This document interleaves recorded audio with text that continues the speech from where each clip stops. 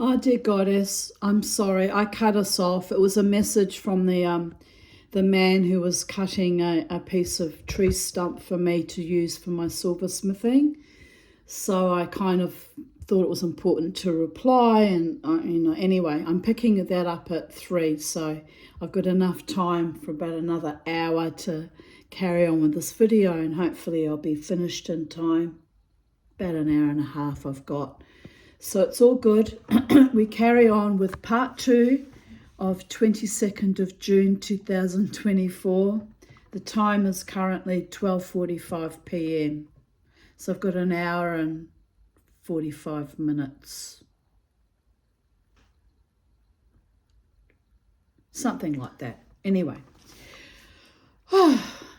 Anyway, I'm excited, and he cut me a silky oak stump, which I think is good because it'll be a good solid timber, and it's actually a really attractive looking piece of timber, so it'll look nice in my studio or in my back laundry, wherever I end up storing it, because it's quite a heavy chunk, But anyway, I'm very, very happy about that.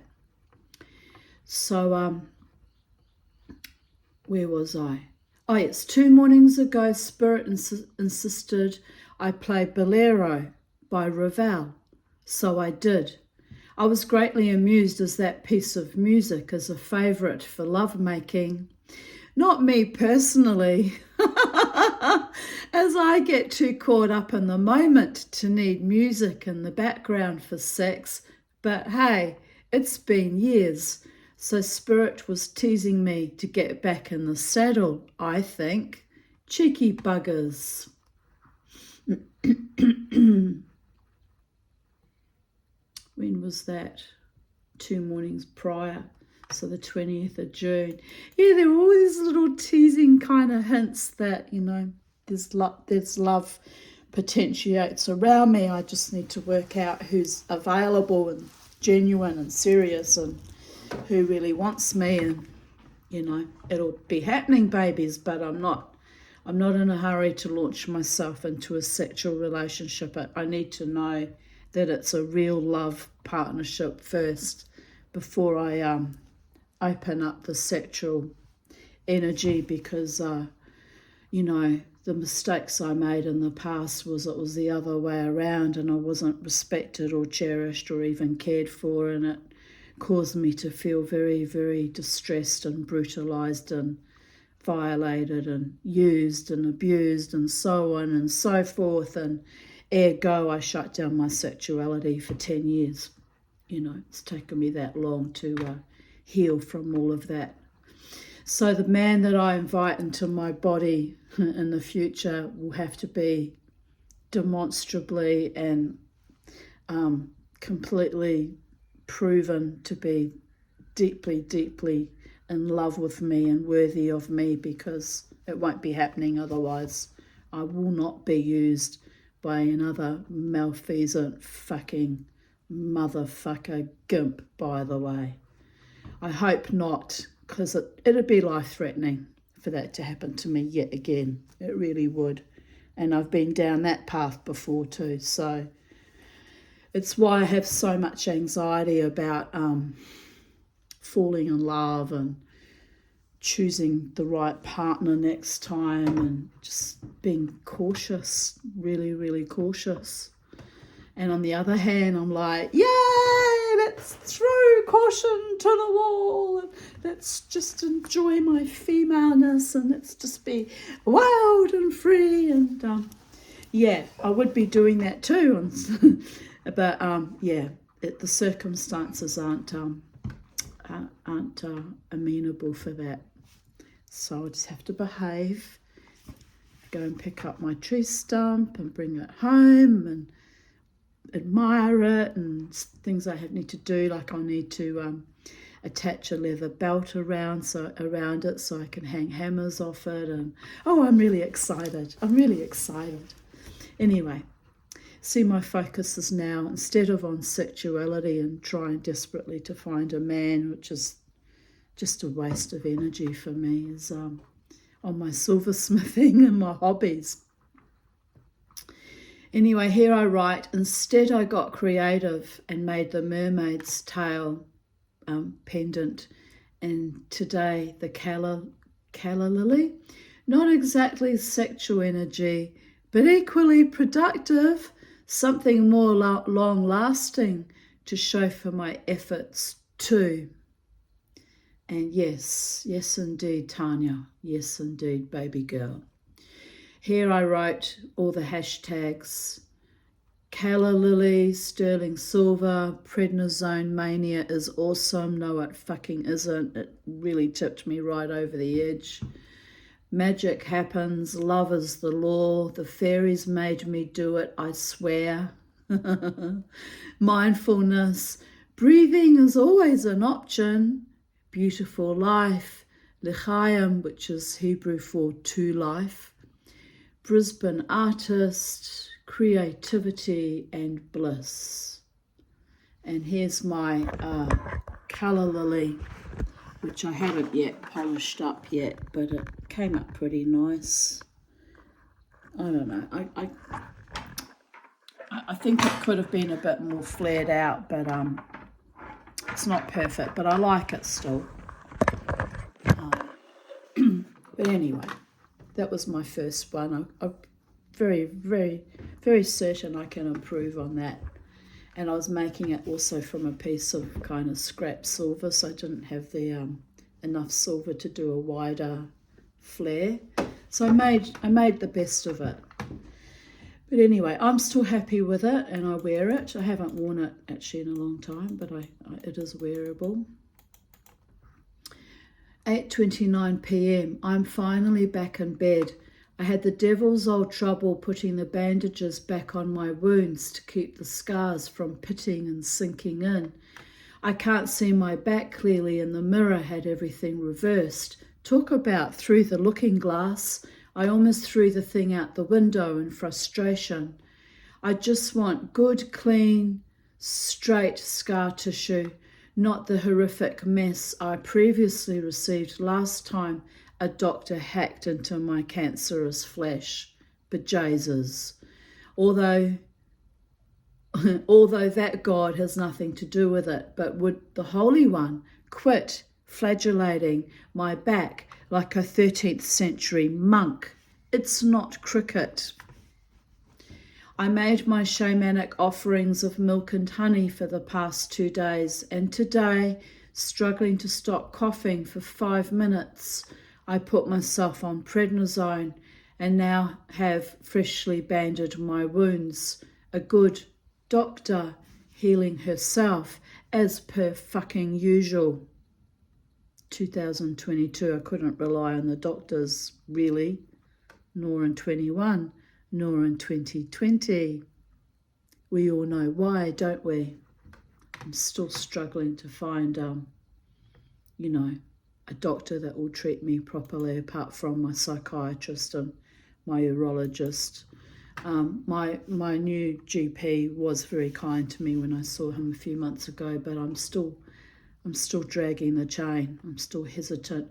I actually do need to go back and see him and get the results of the blood test I had 2 months ago. He was supposed to ring me and give me the results, but I don't know what happened. It didn't happen. So I'll have to go and see him anyway. I'll have to go and see him anyway. It's probably not a bad idea. Get him to check my blood pressure again, because my blood pressure's been high, I know, because I've been dizzy and weak. But anyway, it is what it is. What else can one do but carry on? And tonight I will dance my wild dance, because it's good exercise for me, and it's an outing for me, and, be amongst friends and listen to wonderful music produced by my wonderful friends. So I'm looking forward to that, even though I don't feel all that great.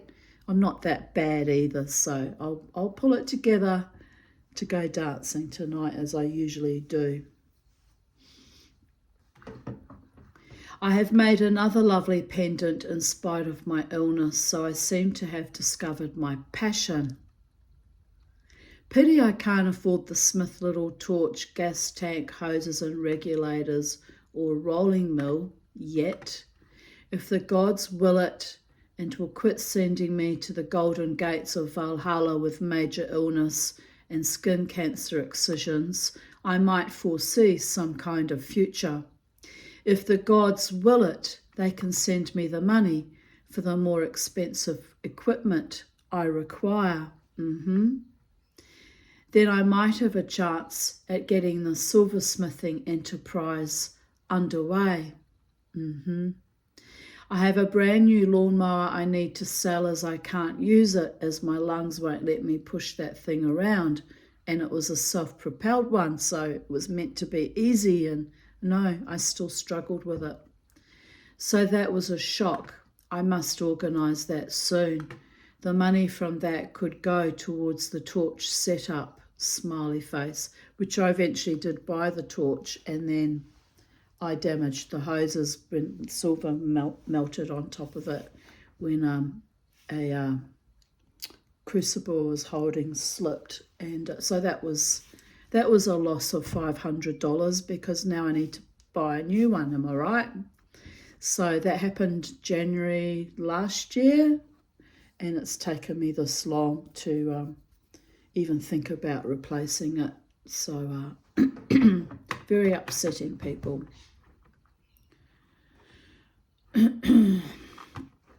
Anyway, if the gods will it and I don't die but revivify myself yet again, then I will it and make it happen. May I merit for it to not just be one of my useless psychedelic dreamers' dreams, like my ever defunct, disappointing, grievous love life. May I live long enough to see my grandchildren. Well, that's not going to happen now, I don't think. Have a successful business, not in this economy, that won't be happening either at this point in time. Travel to all the sacred sites, keep dreaming, psychedelic dreamer, and find a true, loyal, faithful, kind love partner. Yup, I know, greedy Mama T wants it all, delusional. But yet miraculously, it might still be possible. Silly old chook with damaged asthmatic, sleep apneiac and industrial injured lungs is pissing in the wind again. But the life force is strong with this little one. She never gives up. Push, push, push. Mustang Quay. L'chaim. 1:20 p.m. I finally put myself on prednisone. 6 precious, possibly out of date tablets, 2 per day for 3 days.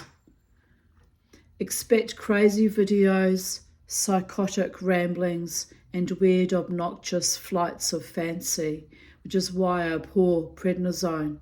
But I am sick of this incredibly painful, slow death tango that Lady Death has me locked in.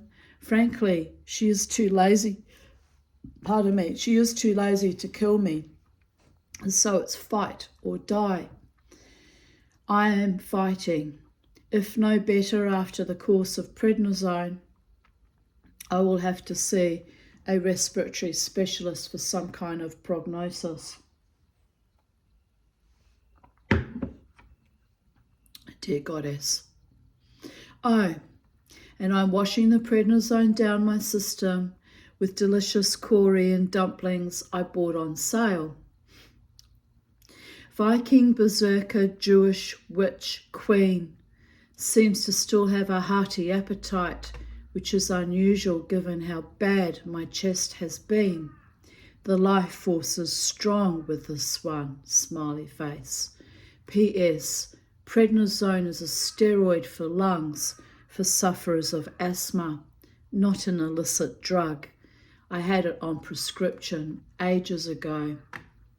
7:25 a.m. Bad night, bad asthma, peeing too hourly, not much sleep, gar. But it's another beautiful morning and magic happens. What surprises can I manifest today, I wonder? Life is full of wonder and mystery. It was a clunk, wasn't it? It's Charlie. I put out prayers for healing, for abundance, for joy, for my true love to manifest, for peace. I look forward to a future that is becoming an unstable, glitching mirage because I feel so sick. I got pain in my teeth too, still. Oh, it's endless. So I need to make that future a solid, attainable reality. I need to trust my body's inner wisdom.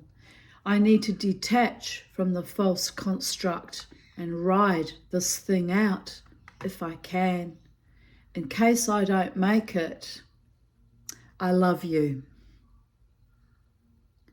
Now, when did I write that? That was 2022, wasn't I? When I was very, very ill. I actually thought I was going to die. One of my times when I thought I was actually going to die. Yes, 2022. 2 years ago. Here I am still fighting on with everything I have. Formidable people. Formidable.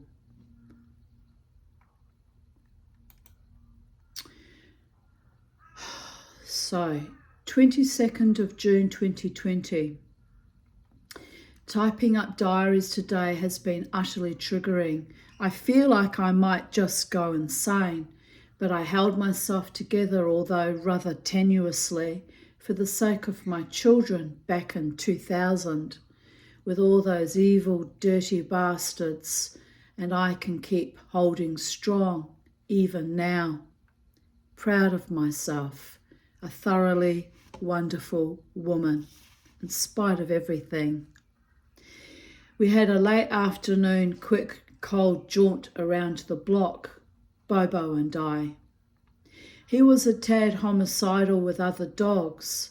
A really big dog wanted to engage with him, and my tiny little berserker Fluffball let him know in no uncertain terms that his canine attentions are not welcome. The man who owned him tried to avoid me. We tried to avoid them. We met up, rather mysteriously, on the corner of Amethyst Street and Turquoise. My little schmucko was ready to go to war again. The man went bright red because he took a shortcut, and I took the other side, hoping to avoid each other, but we ran into each other again. That's why he went red, I think. And dragged his dog away, saying she only wanted to play and they had tried to avoid us. Consider it, lol. We walked on opposite sides of Turquoise, and I growled at Bobo that he did not need to be such a pain in the ass and stir up all the other dogs. I kept him on a tight leash, and the man scurried away all red-faced and embarrassed. Yeah, his doggy wants to play all right. Sweet in a way. She'd eat Beauregard for breakfast. Note to self, time my walk slightly earlier to avoid men and their dogs walking after work in late afternoon chills. And my beautiful Beau became more and more aggressive, and I've since found out it's a side effect of Bravecto.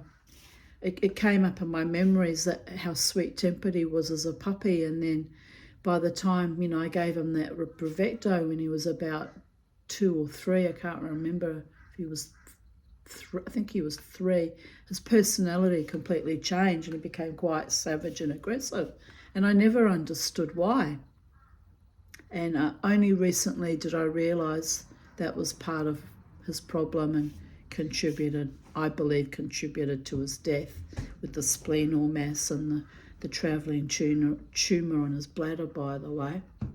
It would have all come back to that effect. So I'm distraught, but there's nothing I can do about it. And, you know, I want my dog back. I want my dog back. It's not going to happen, but every now and then I just want to scream, I want my fucking dog back, you bastards. It's what they've cost me. Anyway, still in 2020, I posted a quote from Ernest Hemingway. I learned one thing, what? Never to go on trips with anyone you do not love. Ernest Hemingway, A Movable Feast. Oh my God, that is so true. Towards the end of my marriage, my husband would say, "Oh, let's go on a holiday here." And I went, no, I don't want to go anywhere with you.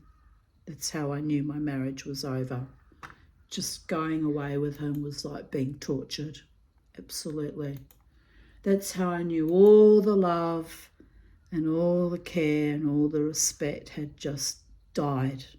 But it took him 12 years to kill it, by the way. It took a long time to kill any ounce of wanting to even be in his company for even a moment. It took a lot to kill. So here I wrote, oh my God, absolutely. I just got off a call to the company Housing has contracted to install ceiling fans, which they didn't end up installing ceiling fans because I said I didn't require them since my benefactor had bought me the beautiful air conditioning, reverse air conditioner, and smoke alarms in each room. They tell me they will not send a contractor out if I refuse to leave the house while they work around the asbestos. I said that is ridiculous, as I just recently installed an air conditioner and we were forced to pay an extra $300 for a professional asbestos contractor, and he did the job without asking me to leave the house or indeed the room.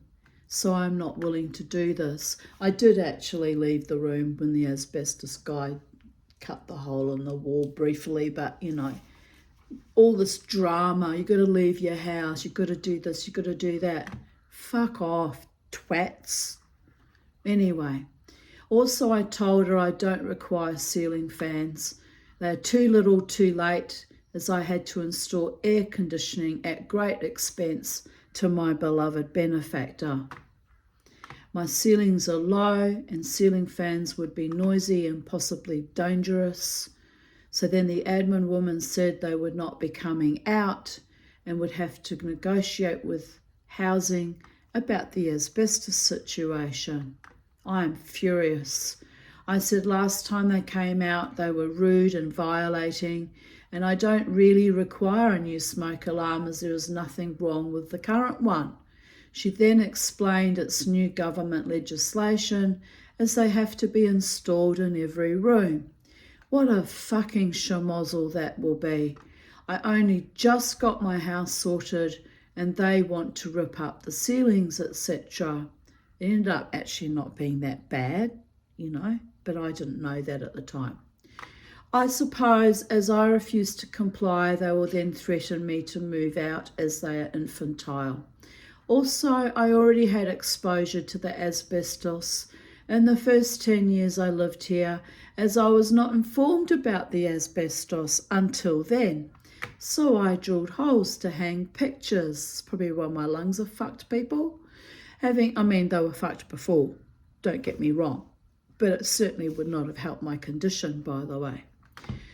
So I drilled holes to hang pictures, having no idea why it was so bloody hard to drill through the walls. Jesus. So I hope like hell I didn't inhale any of that, because, you know, mesothelioma and asbestosis is a terrible way to die, by the way. I just wish they would leave me the fuck alone without all this utter nonsense. That money they are wasting on this new fandangled project would be better spent on providing us all with solar heating on the roof so I don't waste money on expensive gas bills, for fuck's sake. I had to fight like a demon for ceiling insulation when all the private homeowners were given it too. What the fuck is wrong with this nation? Indeed, what is wrong with it? It's run by psychopaths. That's what's wrong with it. Smoke alarms in every ceiling in an asbestos home are redundant anyway. It won't burn that easily. Gods, I wish I had not been screwed out of the equivalent of 3 houses by my domestic abusers, all of them, including my mother and stepfathers, by the way. So I am not subjected to this abuse from fuckwit bureaucrats. And my friend Sally replied, so the law about the smoke alarms came in because of that big fire that killed 11 people, I think in Logan or not far from where you are. They have, I think, 10 years from whenever the law was passed, and it does indeed require a smoke alarm in every room. Hopefully they will just do the stick-on or screw-in ones, and it won't be too invasive for you, dear Tanya. And I replied, they want to rip holes in every ceiling. And she replied, oh no. Well, anyway, I don't know what they did. They didn't rip holes. They just screwed it in, easy as. And they were lovely young men and very kind to me. One of the things kept beeping after they installed it. They installed it on a Friday, and all I could hear was beep, beep, beep, beep. So after an hour, I rang them and said, I can't tolerate this. It's malfunctioning. You've just installed it. Anyway, the young man came back very next day. I was expecting him on Monday. He said, oh, that thing will drive you mad. I said, it's like Chinese water torture, drip, drip, drip, drip, drip, drip, drip. And he went, yeah, I know. That's why I came straight away. He was a lovely young man. So the staff were very kind to me, you know. Jared wrote, the legislation does not come into effect until 1st of January 2022 for leased dwellings. It requires interconnected photoelectric smoke alarms installed in all bedrooms and hallways that connect bedrooms to the rest of the house. And I wrote, well, housing is doing it now, but they cancelled it because of the asbestos. And my cousin wrote, we have smoke alarms throughout our homes and for quite a few years. And I replied, it's not the smoke alarms that bother me so much. It's the fact they want to install ceiling fans. But yeah, it's all a bit absurd. I'm still seriously pissed off. But part of that is being triggered. And I'm still not over that nasty little puerile inspector last year who threatened me, made me get rid of most of my fish ponds. And Megan wrote, it's odd it hasn't been law for a while over there. There's little need for them in laundries, but you never know, eh? Upstairs, the inspector replaces alarms and leaves the exposed wires dangling. They're bloody useless. Lol. I haven't had any problems with mine, to be honest, so I got myself all triggered and distressed really over it wasn't that bad. So that was, you know, that was my overreaction and my trauma response to having my home basically invaded by strangers and poking around, and I hate that. I hate that shit. Megan wrote, you don't need fans with aircon. Maybe they could reimburse you and keep it if you leave. And I replied, they're too stingy to do that. And she replied, they check my home every 3 to 6 months. Annoying. I replied, they don't even paint my house. It's been 17 years. Try 21 years now. I'm going to have to go to war on that when I'm feeling a bit healthier and stronger, because I'm sick of it. But I can't be bothered fighting to get my house painted right now. It's I'm not well enough to deal with that level of stress. They're just waiting for me to die or squeeze me out so they can sell the land my house sits on and put a gentrified modern home on here. I know that is the game plan, not bloody stupid.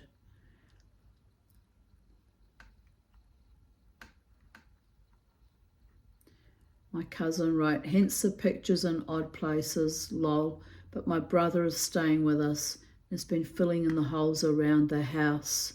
Thin walls, lol, which tells me her kids were punching holes in the walls. I like living here, I replied. It's been my home for 17 years, try 21 years. So yeah, I feel triggered about all this. Poverty means I have no protection at all, not even from the state. It has always been so. I can't believe they took your smoke alarm down and left you with bare wires. It's all some kind of sick, perverted joke and another form of harassment. How did 11 people die in a house fire anyway? That in itself is suspicious. I doubt it had anything to do with smoke alarms.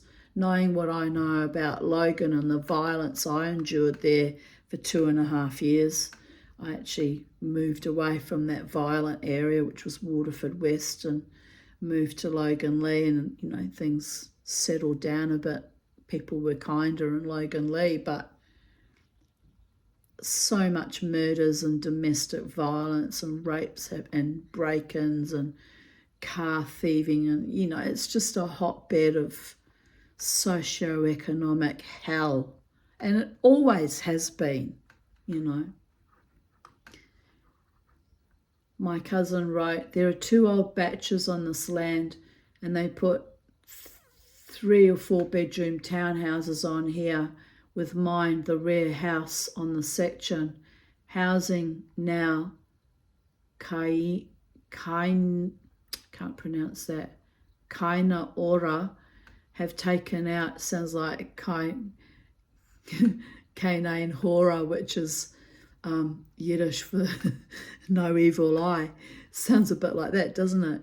Kaina Ora. Have taken out entire communities to rebuild modern. Yeah, it's kind of disgusting to do that. All right, bastards. They do as little work as possible here too. And look, a month since the attempted burglary at my house. My cousin is also in the equivalent, the New Zealand equivalent of Housing Commission.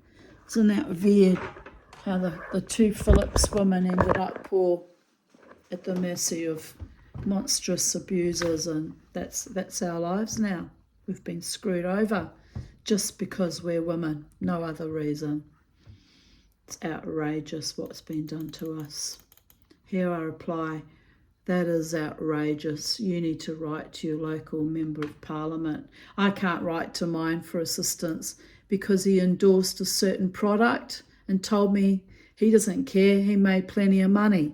So the guy's a monster, an absolute fucking monster. To even admit that to my face, I just said, just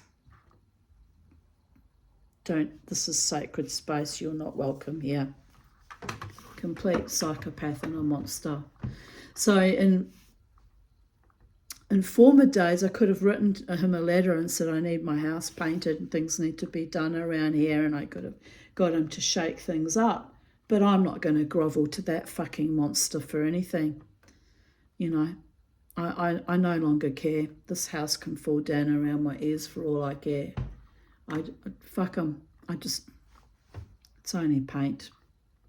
They let me live in a slovenly hovel because I've been outspoken and, a whistleblower and, advocating against certain aspects of our regime. Am I right?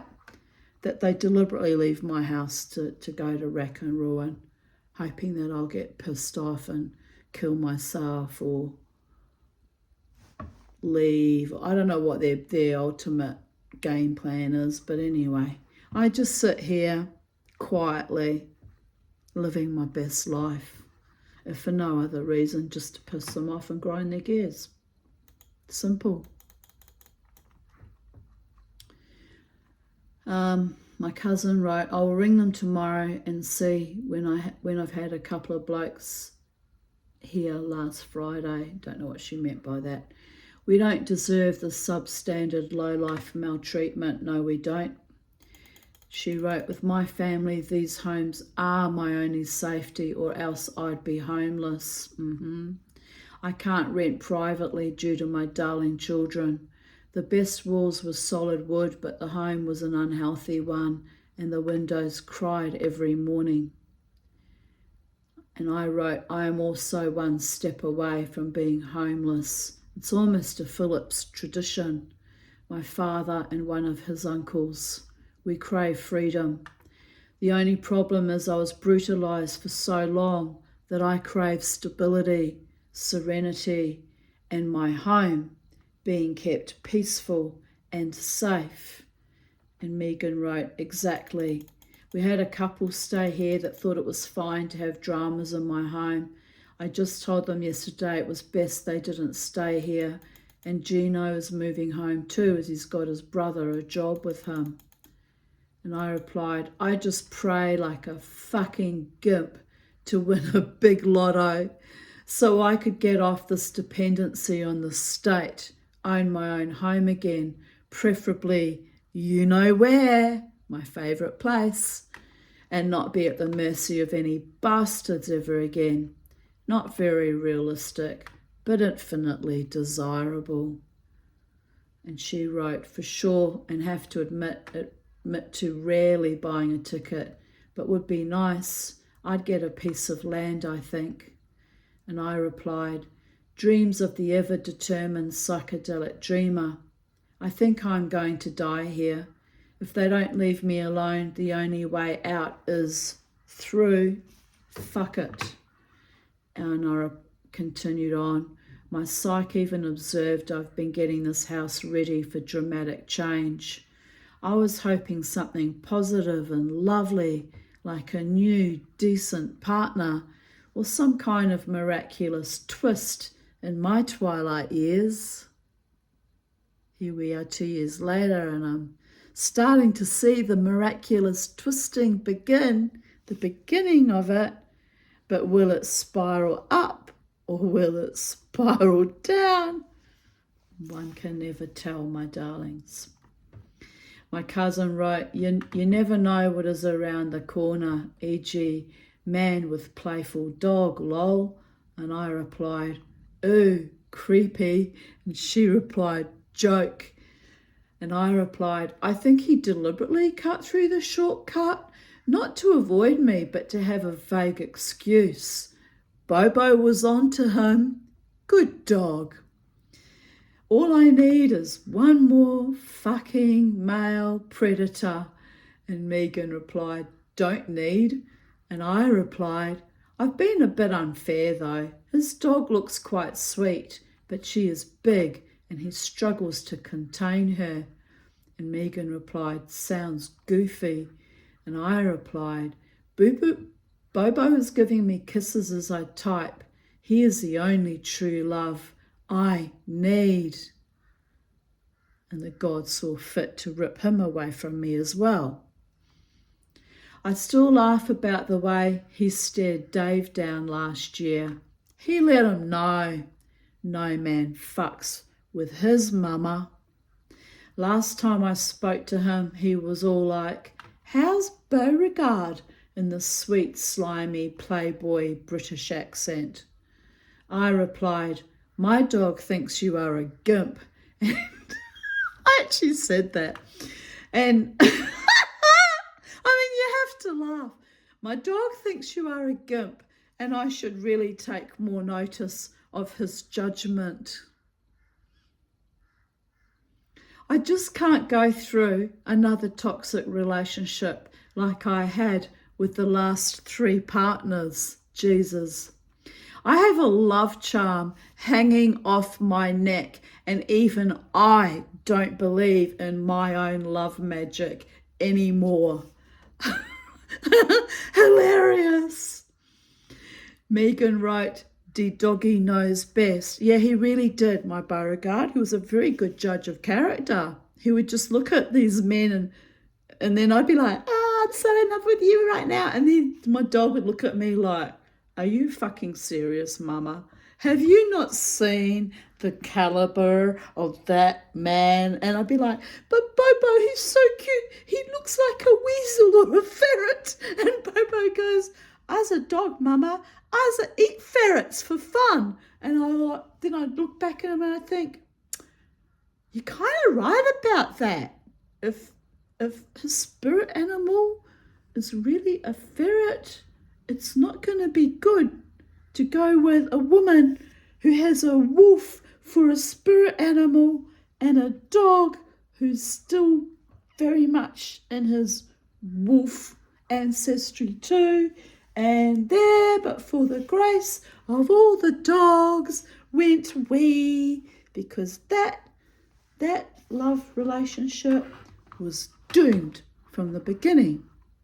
The moment he put my dog down, actually. You know, don't be mean to my dog if you want to be in my life, motherfucker. Well, he didn't want to be in my life. That's why he was mean to my dog. Like, hello, it's not research. Physics, is it? It's not cricket. It's not a dreadlocked Jamaica holiday mon. It's not passive aggressive British elitist spoilt privileged behaviours.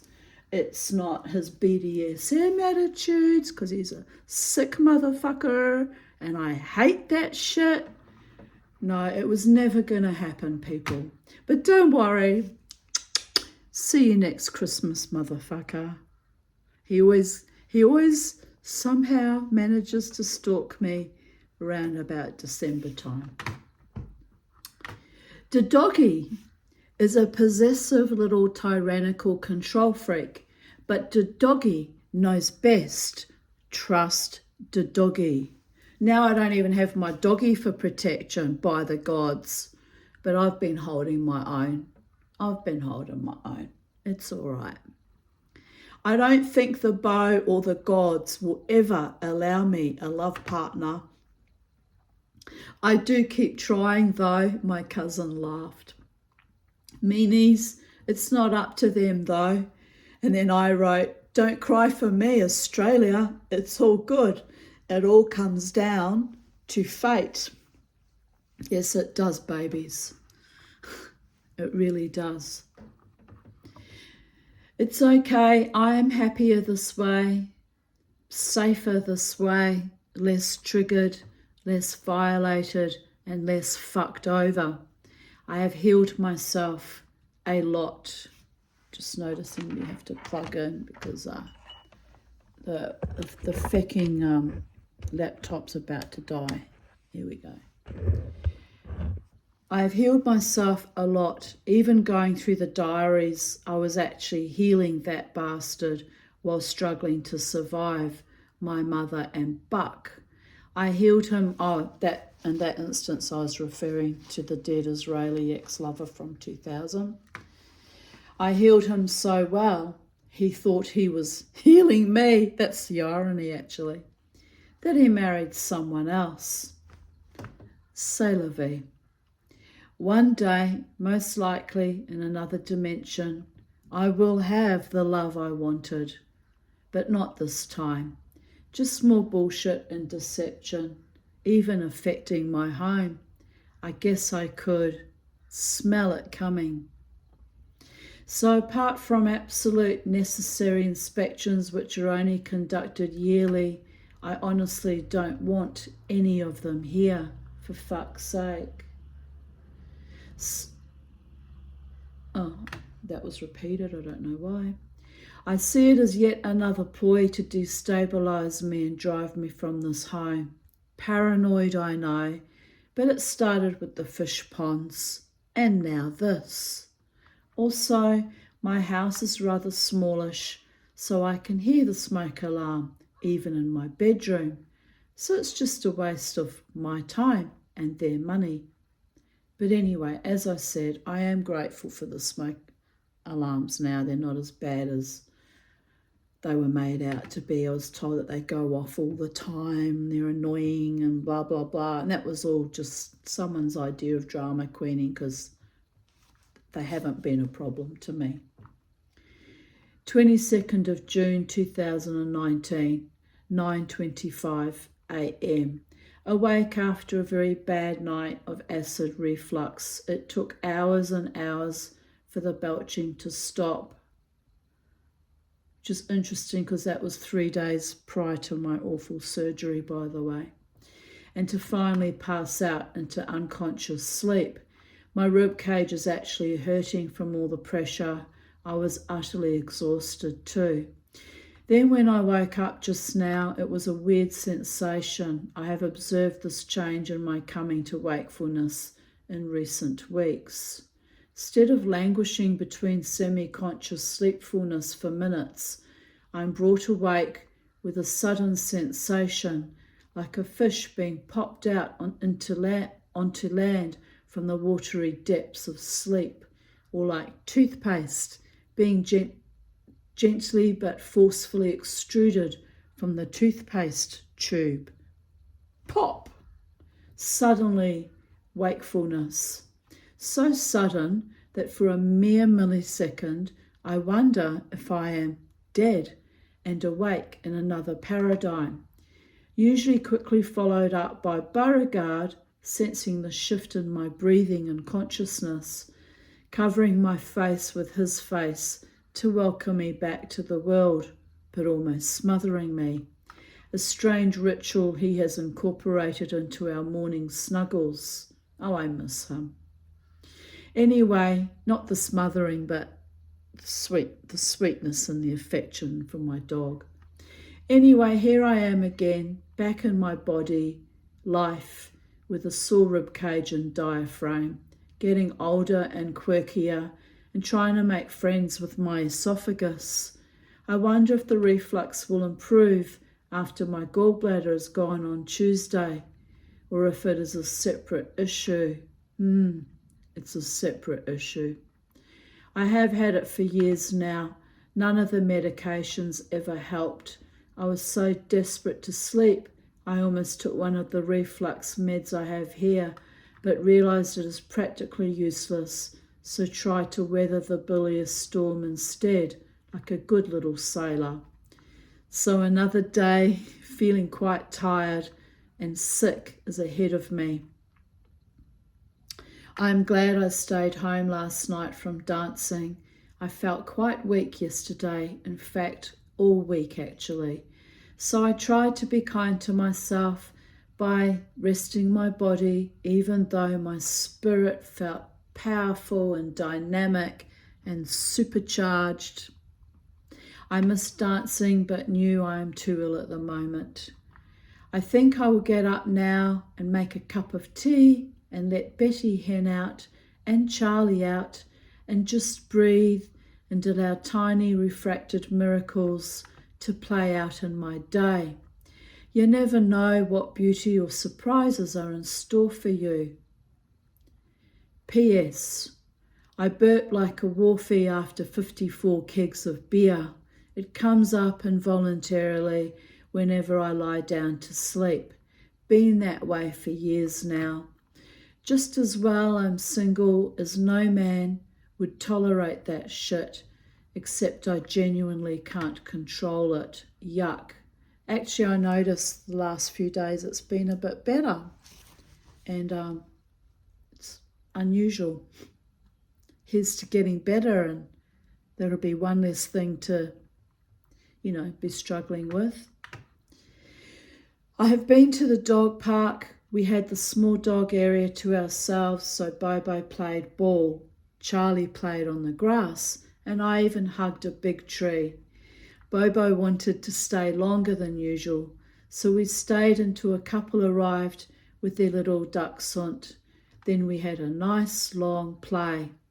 I am exhausted and my face is broken out in ugly pimples, so that is unpleasant, just before my operation. Too much backed up bile will do that to me. Oh well, it will be all over soon. It was almost fucking permanently over. Perhaps even my skin will clear up in a few weeks or months after the operation. It did. Hopefully I will not feel so chronically tired also. But I'm glad we went to the dog park and that Charlie and Bobo had an awesome time. Life lived in gentleness with bare spurts of vitality is always pleasant. I cooked a big chicken dish with the cooked chicken I bought yesterday, lots of stir-fried vegetables. I froze most of it down so I won't have to cook much post-surgery. I feel weak and lightheaded just from the effort of cooking. I was tempted to go dancing tonight. That's my spirit. Even if I don't feel well, I push myself out. But I think it would be wise to stay home tonight. I didn't want to be overly exhausted for when I had the surgery, am I right? Keep myself healthy enough to have the actual surgery on Tuesday. Bobo is glad to have the mama stay home too. And here's a sweet photo of him looking at me lovingly because he actually had a lot of stress, that dog, because he knew I was unwell. Sweet little boy he was. I feel very anxious all of a sudden, understandably, but food is in the freezer and fridge, so I will be okay. And all my friends wrote thinking of you with love and get better soon. It was just lovely. So I wrote, I appreciate all your loving thoughts. No matter how far away we are connected by mind, just a millisecond away. All positive energy is good energy, and I'm blessed to have such wonderful champions on my team. Love you. 22nd of June 2017. My energy meridians are supercharged. I am so tired. I lay down to sleep at 2 p.m, but my mind would not shut off and let me sleep. So, might as well get up and do something with the rest of my day. At least my body had a rest, lol. June 22nd, 2016. He is feeling unsettled, things going bump in the night. No dead lovers this time, just the wind and house settling. But if that maggoty ghoul should come back, my boy will let me know. Smiley face. And here's my little boy, my little protector, my little angel face, my little Beauregard. Oh, he was, we were both very freaked out by the ghost of David Davidson haunting us for 4 consecutive nights. It was, even the dog was frightened. So that's how I realised it wasn't a psychotic break after having weaned off all the psych meds, but real, because doggies don't have psychotic breaks, by the way. 10:54 a.m. I'm finally awake. I have slept well, albeit still waking every few hours, but stayed in bed and rested, not feeling as weak and woozy as I did yesterday. Coming off those meds has been tumultuous, but I'm going to get through this. Everything is hypersensitive, including smell and light sensitivity. Lucky it is a grey day. I see my doctor at 3 p.m. I need to take Bo to the park as he is mad. Chewed my Converse sneakers, luckily only on the edges. Those things constantly gave me blisters anyway. I'll never buy them again. Awful, awful brand they are. Back from dog park, hair washed, and decided to bath the Bo as he stunk. Now we are both fresh for my debrief, lol. My doctor says the high anxiety state last Thursday and Monday night was probably caused by going on HRT again, but also Seroquel is not meant to be taken PRN, which means as required, but ongoing, and as I had weaned off it, taking a dose to calm me down would have caused the psychotic state. Crap. So said I needed Valium, as if I get into those states, I need something to calm me down immediately. So he agreed to give me a script for 10 Valiums, as I cannot be trusted with large quantities after last August. So I am happy with that. He says that me not being able to breathe and the numb fingers and arm means I have a highly sensitive limbic system, so my autonomic responses even shut down.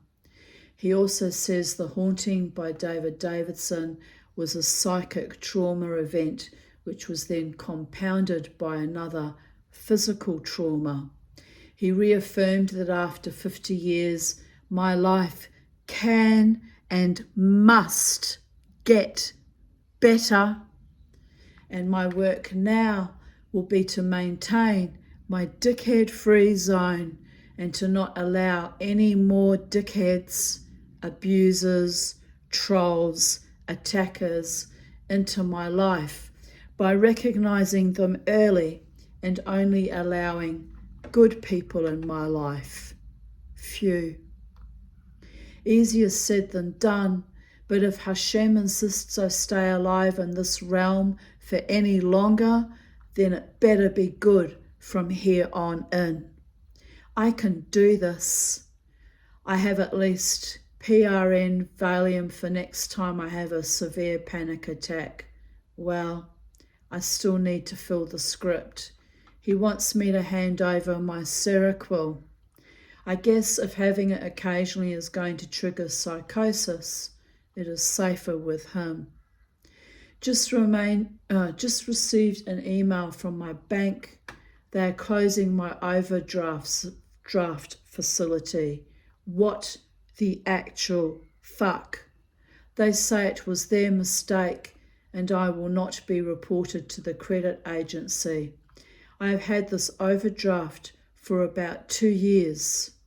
So now, instead of being peaceful and chilled, I have to go into a branch and fight these bastards. I need that overdraft to float me along each fortnight. Fuck. They really were. That's just nasty what they did to me. That really was cuntish. I never actually went into overdraft very often. It was just nasty on their part. Just received an email. Oh, that's a repeat of that sentence. Why is that there? I'll have to fix that later. Oh, dear goddess. Here's some photos, happy thoughts. Got to take the good with the bad, babies. The yin with the yang. My beautiful bow. And me smiling and being happy with my dog. That's all I've got left. Now I don't even have him. But I've got chills. He says, don't worry, Mama. I'm still around you in spirit. 22nd of June 2014. I went out looking $1 million in my second-hand clothes without $1 to my name and my last $15 for petrol. Wow, what an awesome night. Sometimes you just got to have faith, wing it, and be in the vibe of awesomeness. My beautiful and generous friends bought me drinks. We danced wildly. Of course, even without booze, we danced wildly. I felt wild, fantastic, and happy. After the band finished, I hung out with George, my busker mate, then found Jo and ended up taking her home. It was a bit of a mental wrestling match because a gentleman friend of hers thought he was taking her home. Lol. He only had eyes for her. 100 points from the Tanya for this, because the rest of the casino, which was packed with males, were all bent. watching men playing with a ball and each other. God, soccer ruined my last part of my night. So I'm finally home with excruciatingly painful feet and arrived to my boudoir to discover Penny had hurled on top of my doona. So I cleaned that up, had a shower, and am listening to the evil felonious vomiter purring smugly beside me. Cats. I loved her dearly. I would do anything to have her vomit in my bed again and just be alive and be with me again. I loved all of them dearly, even though they vomited and occasionally peed in my bed but anyway, now I am hungry, still have banana cake. Yum. Last night was happy, magical, awesome and beautiful, with and without booze. I love my friends, the music they make, the frenetic dancing, the quick repartee, the merriment, the soul connections, the caring, the love, the bliss, even though my night ended with shocker and spew. Thanks, Penny. Evil smirk from Penny as an aside. I am living in extraordinary happiness such as I thought I might never see in my lifetime. Bubbling and frothing as I write, which is such a lovely feeling compared to seething, drying out in decadent, desiccant despair and death-like zomboid emptiness. My glass is no longer empty. It is a constant, refilling resource created by love, dreams, hope, charity, and friendship. In my poverty, I am wealthy beyond measure, and I am very blessed. Thank you, universe. Kiss, kiss, kiss. 10:06 p.m. I just had a long sleep, which was necessary, and am now cooking corn fritters for dinner. The night yawns above me, but I love the nightlife. Pardon me. I get to boogie and beat back the snotty bogeyman, lol. I am loving this winter. Not too cold as of yet, and the air is crisp and fresh. Life is euphoria. And I also wrote as a status update later, euphoria. And my beautiful friend Sally asked, why?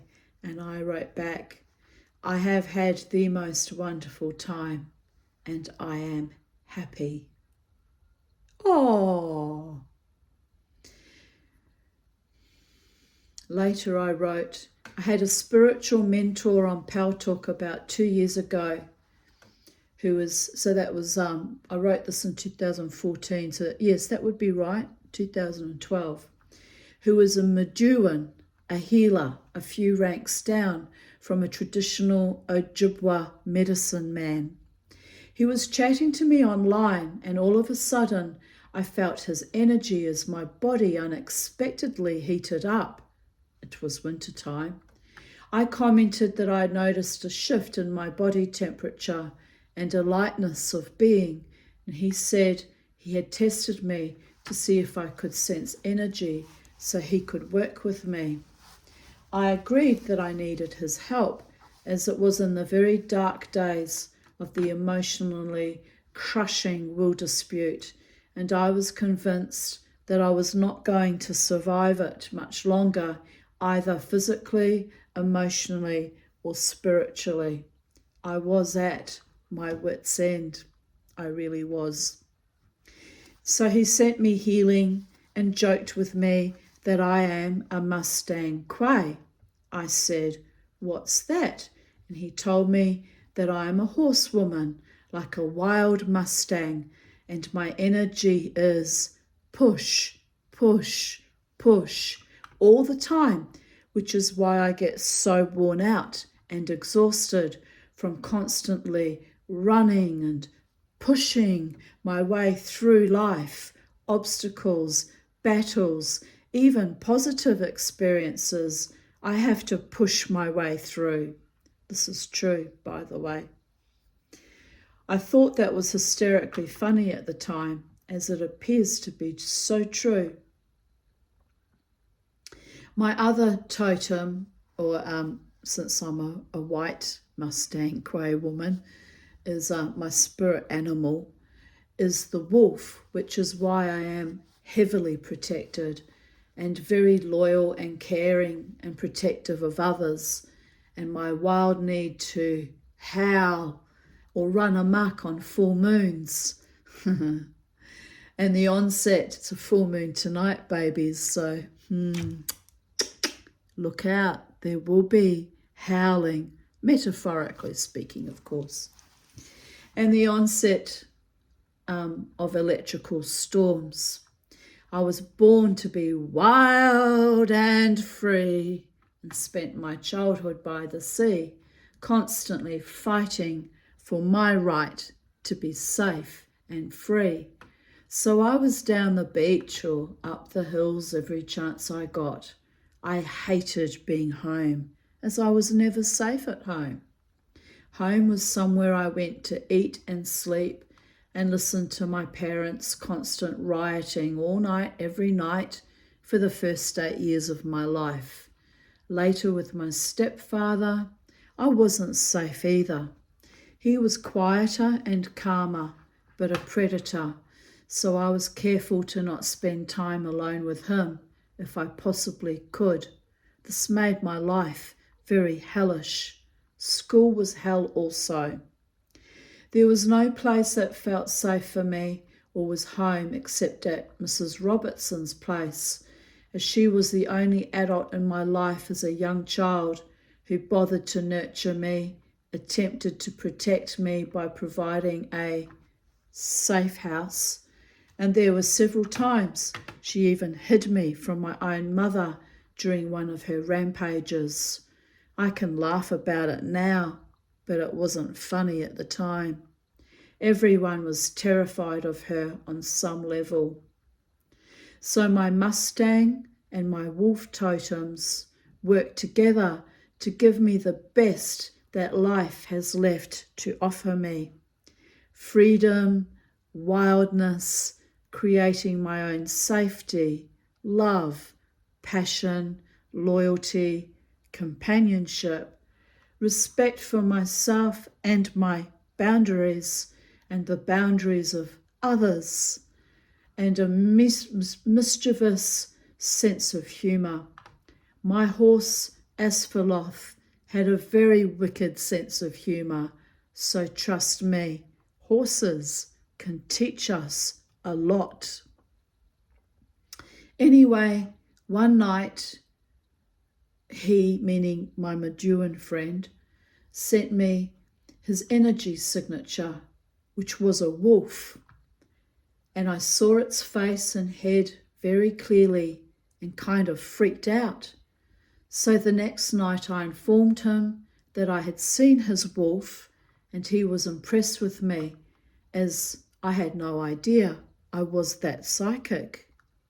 I joked with him that if he violated my spiritual space with his wolf, that my wolf would show her teeth and rip him apart. He laughed, but agreed he would not send his wolf again unless I specifically asked him to do so. During the few weeks he worked with me, he sought advice from his medicine man, and the next time we chatted, he informed me he had spoken to his medicine man about me. I was very humbled and impressed, as a bona fide medicine man is a huge honour to be dealing with. I thanked him and asked what his medicine man advised him to do with me. He laughed and said that he had told him about my life history of having difficulties in love relationships, that I am the queen of the unrequited, that I have had very soul-destroying dangerous relationships with 4 psychopaths, and that I was determined to find love again, but very afraid of making more poor choices.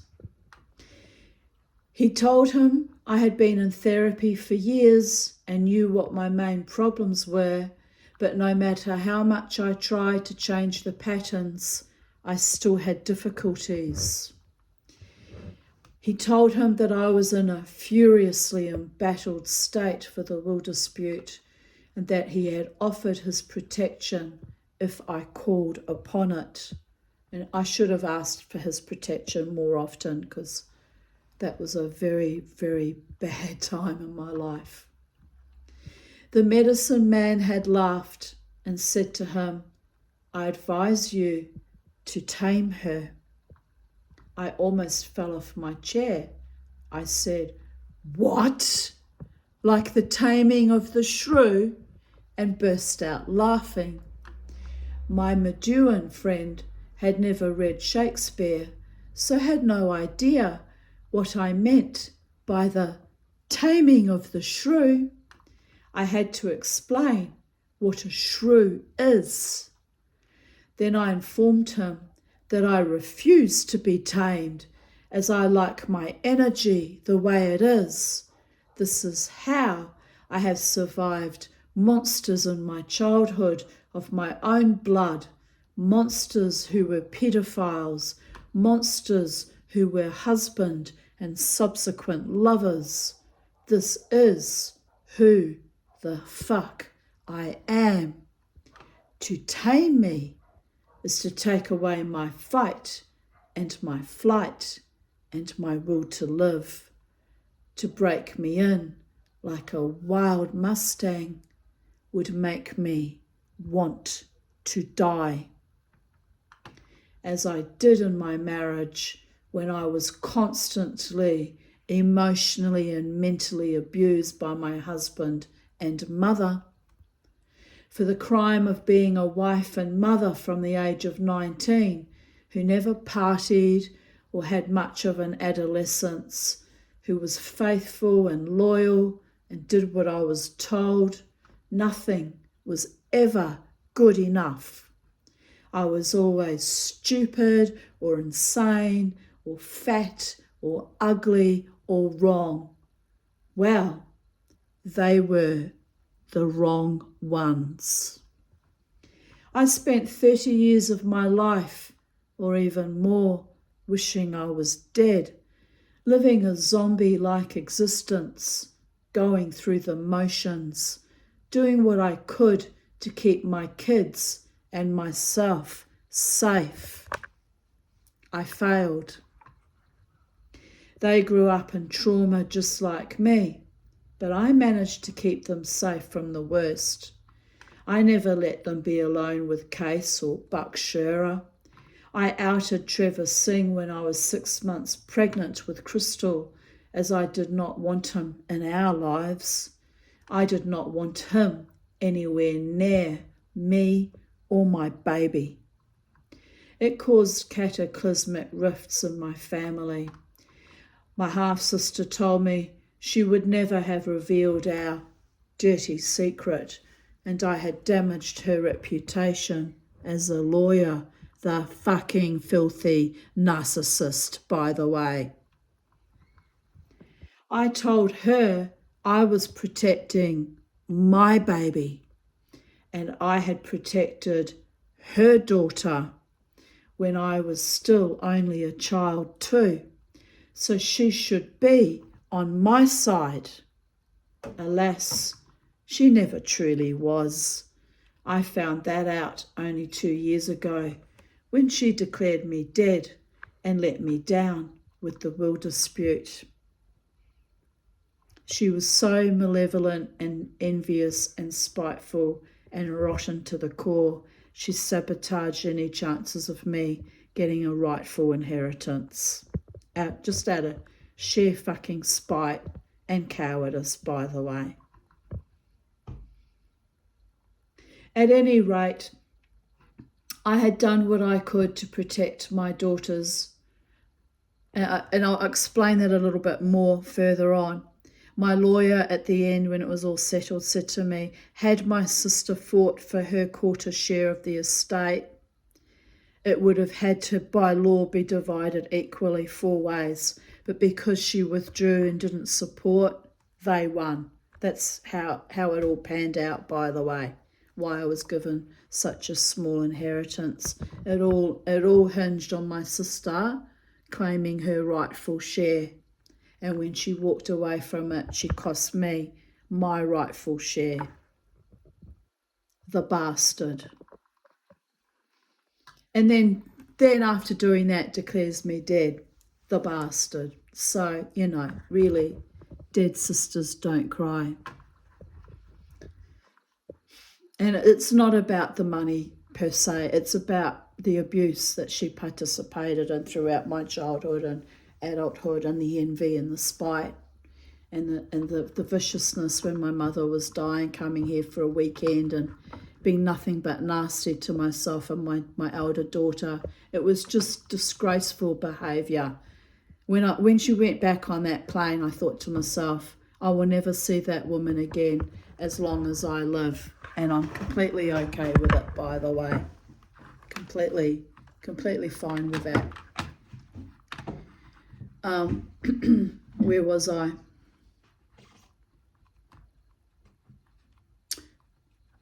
At any rate, I had done what I could to protect my daughters from the trauma of child sexual abuse, and I failed as they grew up with my fear and my worries and my suffering at the psychopaths I loved with all my heart, my family, people undeserving of a crumb of my love.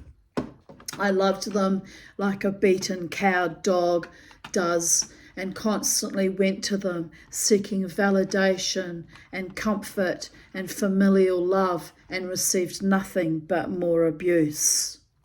So eventually my Mustang Quay energy pushed and pushed until I could push no more. I got away from those people. I got myself and my kids away, and I started a new life. I was stymied again by the new stepfather, the con man, and my mother's descent into Alzheimer's. The sun's come out and it's all lovely now. It was awful this morning. It was all grey and miserable this morning. I thought we were going to get rain, but we haven't. There's weird cloud formations. Really weird. I'll show you. They look like someone's drawn lines. Can you see it? Like someone's put scratches up in the sky. Very weird. But anyway, the sun's out, people, and it's lovely.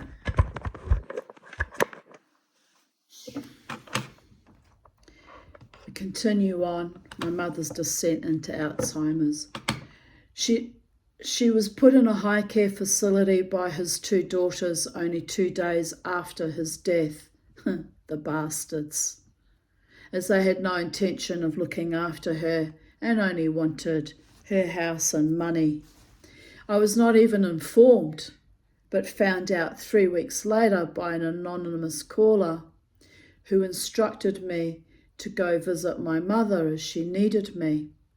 So the stupid, dumb, cowed wolf woman went to her mother and licked the hand that had abused her for 47 years. The hand of a woman barely recognisable, whose brain had turned to mush. Mind you, she did abuse me for 47 years, 2.5 years after her death, with that we'll dispute. But when I went to her, I was 2008, I was 43. The hand of a woman barely recognisable, whose brain had turned to mush, but who, upon recognising her briefly during that first visit to the home, said, "Naya, there is a lot of water under the bridge." This was as close to an apology I ever received from that monster. and I cried bitter tears for days after. But like a woman obsessed, to prove I was not like her or them, to prove I was a good daughter, as if I ever had to prove that to her, I visited her regularly for the next 18 months and was totally there for her when she was dying and gave her the loveliest funeral I could manage. All gifts from an emotionally starving, hurt woman-child for a cruel, hateful, lying traitor of a mother. For that I have no regrets. I got me back. I found out who the hell I am and what kind of woman I am, and I got to be proud of myself. I got to stand up and fight during the will dispute for myself, for my dignity, amidst the heinous lies they had written into the will about me. A woman the Shura women had never even met until the guardianship tribunal, where I was once again sold down the river. So yes, tame me when I am dead. Flog the dead Mustang. I will still kick back even from beyond the grave. Trust me on that. So I'm writing about this because I had a funny thought last night. Crystal offered to take in a friend's little Shetland pony to house and feed it at my house. I was really excited and immediately started making plans of how I was going to exercise it and feed it and buy it a winter blanket, etc.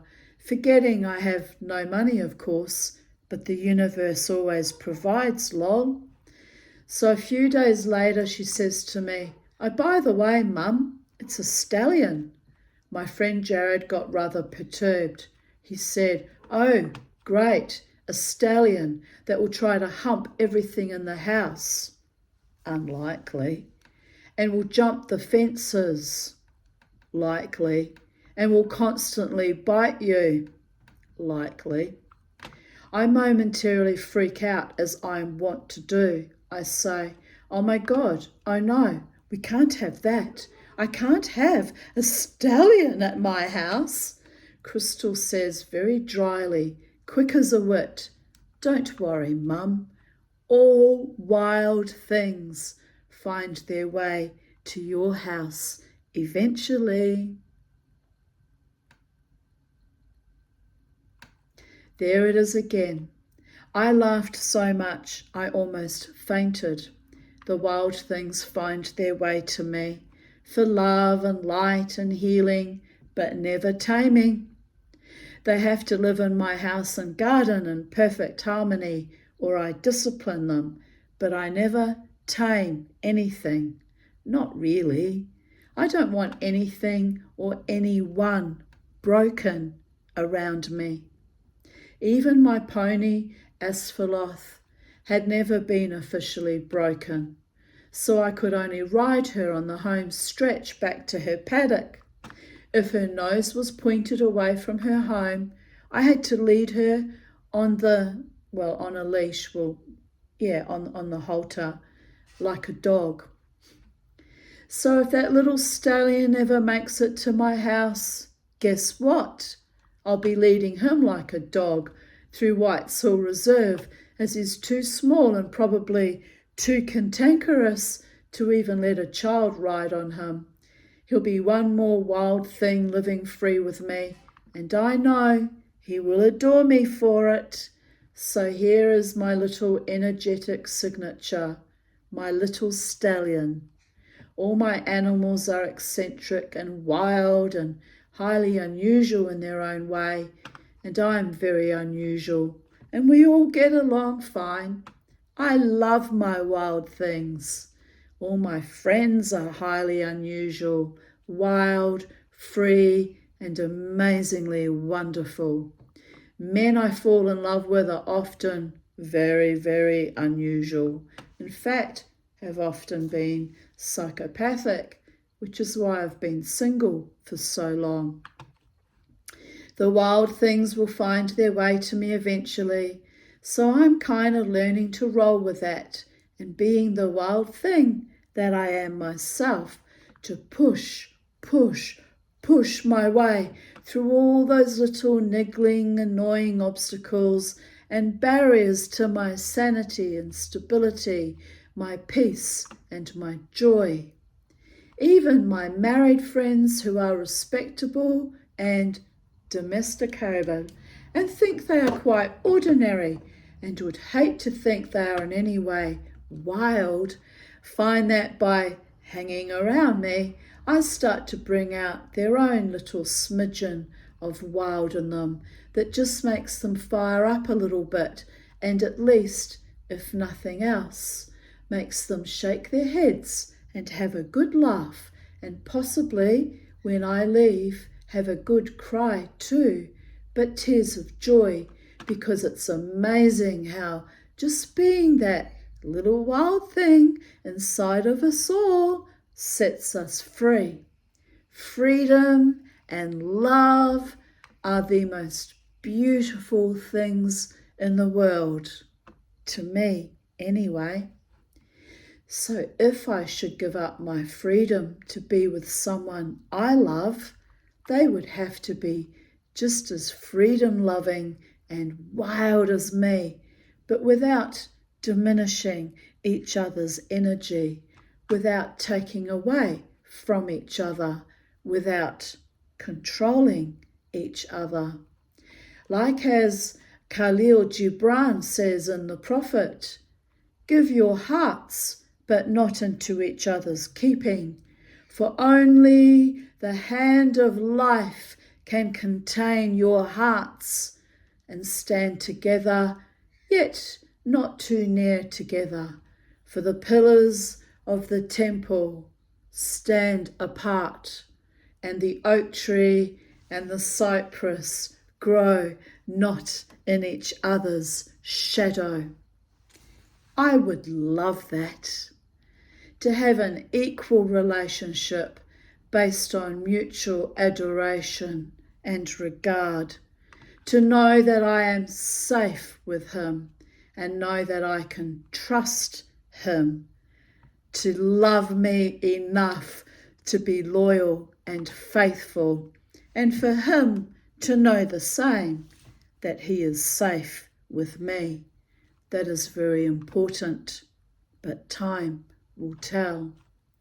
So my Meduan friend sent me calming, healing energy instead. That was 2 years ago. So I'm speaking of 2012. Here we are, 12 years later, babies. I have finally found a point in my life, this is back in 2014, where I'm truly happy and in love.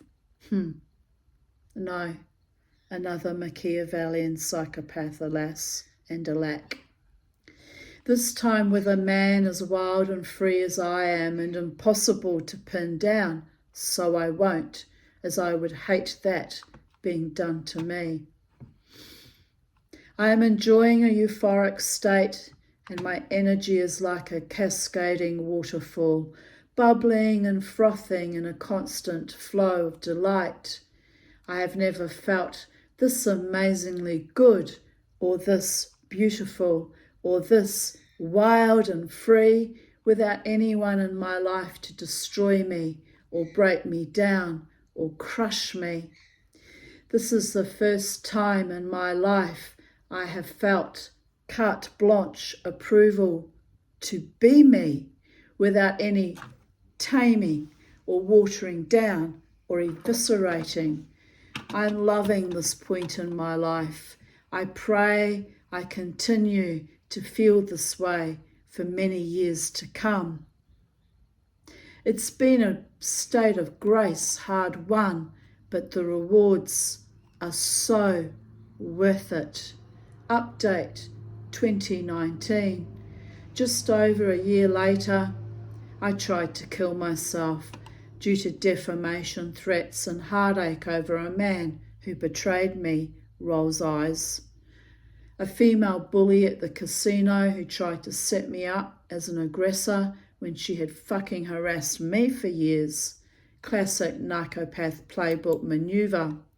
And my own poor health and vulnerability. Mustang Quay could push no longer. Then again on 25th of June 2019, that epic surgery and the cascade of abuse and pet deaths that followed that when I have barely healed. But I am strong, free, determined, better, not bitter. I have high hopes for my future. I dream of a safe, loving, happy life. I can see a possibility. If only the gods will smile upon me and align me with the right person who shall treat me decently, honourably, lovingly. It could still happen. My cousin Heather Skeen wrote, "Sounds like you are in control, Tanya. Did you get the stallion?" I replied, "No, hun, the little fella never arrived. Probably a good thing, as a few years later my mad, elderly Romanian wannabe rapist neighbour got 2 sheep and they were brutally mauled to death by stray dogs. It was devastating. I was in love with the idea of having a little horse in my backyard though. I guess, technically, I could still have one, but it would need a lockable little stable or it would be in danger. Anyway, I gave that idea up, lol. But yes, wild things make my heart sing, and they do eventually find their way back to me, smiley face. Heather wrote, "I'm amazed that folk are actually allowed to have horses in their gardens. Difficult in your climate, expensive for you too, I imagine." And I replied, "Well, I'm not sure it would be allowed. Housing Commission threatened me to get rid of my fish ponds, which I had here from the moment I moved into this house 16.5 years ago, so I think they would have made me get rid of a midget pony too. Anyway, I no longer take my daughter's offerings too seriously. She once, as a teenager, told me she was inviting a bunch of her lesbian friends to stay over in our backyard in tents, as we did not have enough beds in the house. I got excited about all my visitors, my lesbian tent city. Turns out she made the whole thing up, and I was so gullible I fell for it. Lucky I did not start cooking masses of food. This was when we were so poor we could barely feed ourselves. Yet in that house, my kids regularly brought friends home, and their wealthy parents expected me to feed them when I was subsisting on $200 per fortnight on a New Start payment, much less than the disability pension that I had to fight for 2 years. It was disgraceful. My friend Gail, former friend Gail, regularly cast open my pantry and asked for tins of food to feed her equally destitute sister and partner, which I got pissed off about, as the sister worked as a nurse, so had a decent income, but I was expected to provide for everyone, including their fucking drug habits, by the way. Crazy. But I survived somehow. So, no wild horses and no wild women apart from my own asexual self. Chez moi, at my place. 22nd of June 2011. Slight temperature. Not feeling too well. I guess my walk this morning, sucking in cold, fresh air, has aggravated my asthma. Been feeling very tired the last few days, but had lots to think about. Rock on Friday. Hope the transfer to the Supreme Court is approved.